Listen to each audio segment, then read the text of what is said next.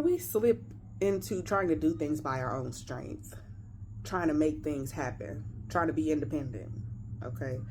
Someone disrespects you and offends you, and you use all your strength to bite your tongue, to hold your peace, to suffer through it, suffer through that mistreatment, be a lamb before the slaughter. The more it happens, the weaker you get, the more exhausted you become, because you're fighting the best way that you know how, with all your strength. And then you look up and you're tired and confused by God not stepping in to change the situation. You're like, God, I'm doing everything I know how to do.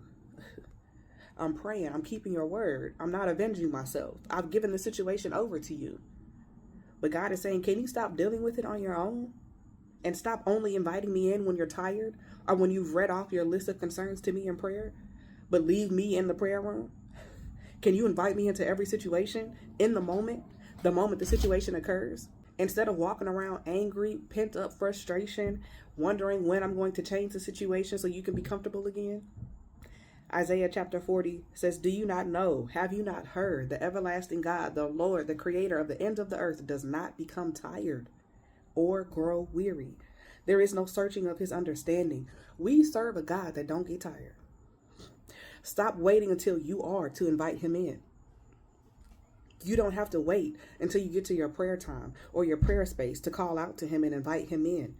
You don't have to have quiet, focused time or have worship music playing for you to boldly approach his throne of grace to find help in the time of need. Fatigue comes when you don't get rest. Circumstances and situations do not determine your rest. You may not be able to control the variables. You may not have control over what's happening in your life. But resting in the Lord means surrendering wholly to the Lord and righteous living in every area of your life.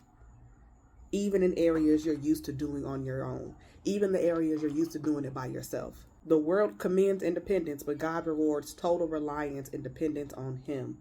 Blessed with spiritual security is the man who believes and trusts and relies on the Lord, and whose hope and confident expectation is the Lord.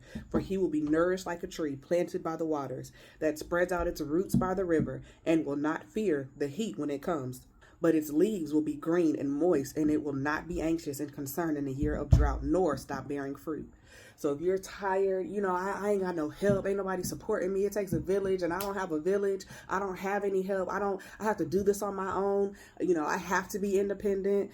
I'm even in a relationship, but I'm still having to do all the things by myself. Like, I can't lean on my partner. The Bible says that two is better than one, because at least two can fight them off. And, the one, at least we can keep each other warm. I'm still cold and I'm still tired and I'm still fighting by myself. If you more than in a relationship, you're married and you still feel like a single parent. And all of these things, God is waiting on you to not just invite him in when you're praying, not just invite him in when you get up in the morning and get on your face, not just invite him in when you say your prayer before you go to bed at night.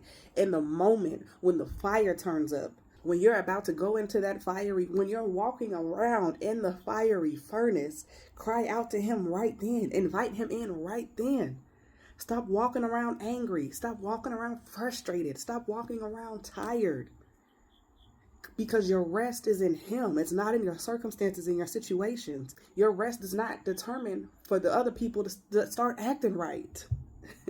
Because even if they never get it right, you should still have peace and still have rest and still have stillness in your soul, because you have the one who actually gives rest. The absence of chaos is not peace. That's false peace. Peace is in your soul. Peace is in your spirit, man. Peace comes from the only one who can give it to you, who is waiting for you to invite him in. He stands at the door and knocks, and if any man hear his voice and open the door and invite him in, he will come in and dwell with him and sup with him, and he with you. So stop waiting. Stop sending the Lord invitations in the mail and open the door and invite him in.